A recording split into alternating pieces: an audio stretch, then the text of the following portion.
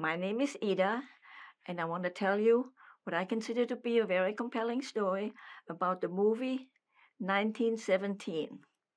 Now, Mr. Mendez is the director and possibly the producer, I'm not sure, but I saw a clip on TV about him when he was being interviewed where he said that no one from that time period is alive anymore. And I thought to myself, well, I beg to differ, I'm very much alive. So I wrote him a letter. I haven't heard from him because the letter had to go to London and it takes 3 weeks or something like that. So I'm telling you now. My father was born in 1873. He fought in 1917 in the 1917 war. My mom was his second wife because his first wife died from the flu epidemic in the 30s. I was born in 1942 when he was 69. When I was growing up, I was reliving that war through him because he would sit there. He was so old now, he wasn't in World War II. So he was reliving his war stories on a daily basis, sitting by the stove, by the hut, trying to keep warm, and reliving that. I think they would call that PTSD these days. And he had horrible stories, and he frightened me, and he had bad ideas, but he was reliving the one on and on and on for most of my life. So when he was sitting there by the stove, he was he was frightened all the time. Stories he was mumbling to himself, war stories that he was mumbling himself, and talking about things like, thank God I didn't end up in Siberia. If I'd ended up there, I'd have been dead. And on and on it went. He was very upset and very angry all the time. We had to creep around, my mother and I, to keep from making loud noises, because if we jarred him and he heard a loud noise, he'd get all jumpy and mean and nasty. And so we lived in fear along with him. My mother and I were constantly in fear. My mother more so than I, but because eventually I decided I didn't want to be scared by him anymore, but I was.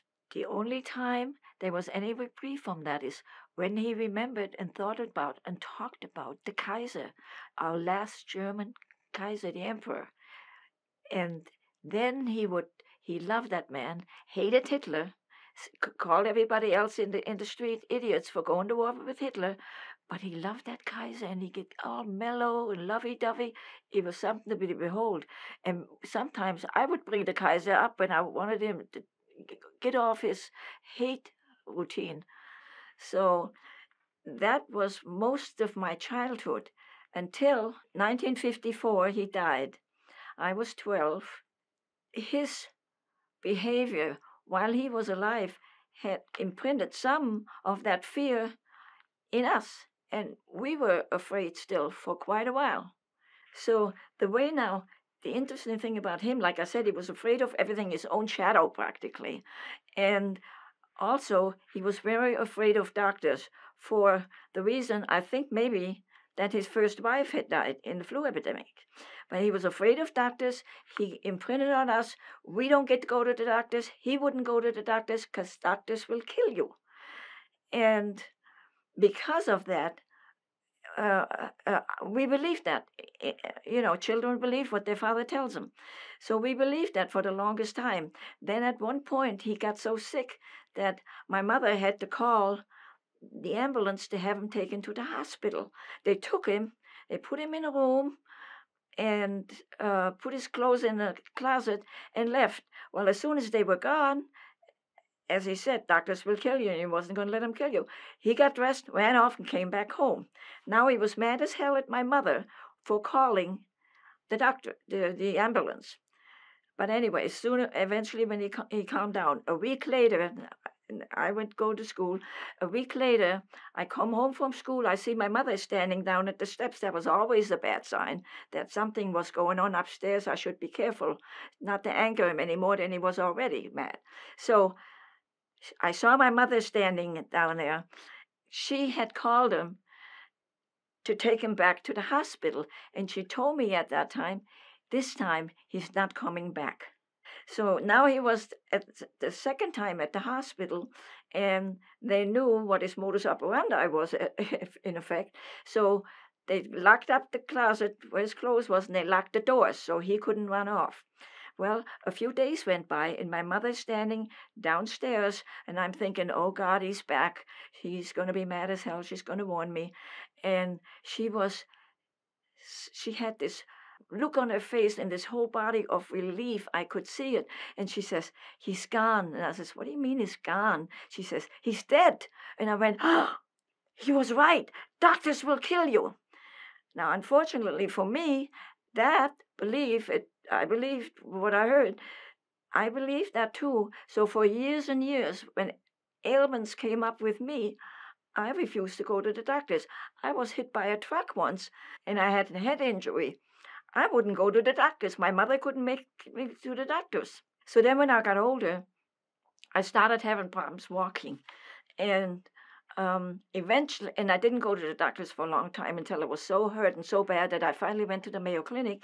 When they examined me, they said, oh my God, you know what? You were within 2 months of those bone structures wearing down where you need artificial hips. And we couldn't have given you artificial hips because your bone structure was so worn down that you wouldn't have been able to have them, and you would have lived the rest of your life in a wheelchair. Now, this is the first time I actually conscious of the idea that everything my father wasn't true.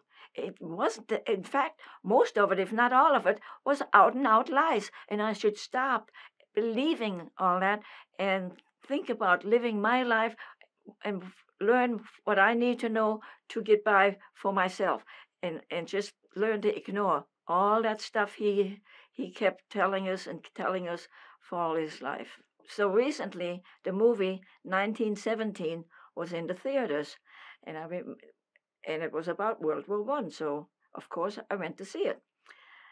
Now I could not believe the reaction I had when I saw what he went through.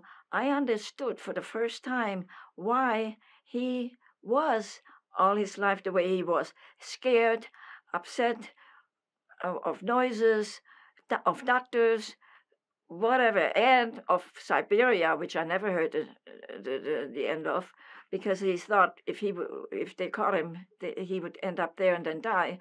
But now, when I left that movie made such an impression on me that I cried when I left that movie. I rarely cry at movies anymore. I go to the movie every weekend. I see them all. The saddest and the funniest. I barely laugh. I barely cry anymore.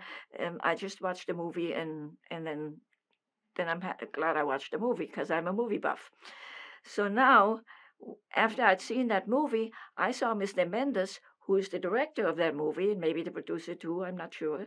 But he's the director. He was on TV saying that there's no one alive from that period anymore. And I thought, well, wait a minute, I beg to differ. I'm alive. I'm from that period because I still considered myself in some way, apparently, being of that period of time. All right, be it once removed, but I'm from that period. And to this day now, today, I still think to myself, in a way, I'm right. I am from that period because I've gone through it the way he did almost. And the movie affected me so much that I understand now some of what my father went through, and I almost feel like I went through it. So as I was watching this movie, I started feeling that same fear that my father had demonstrated all his life. Now I felt as afraid as he did, still afraid. It was the same fear as I had when I was growing up, listening to his fear.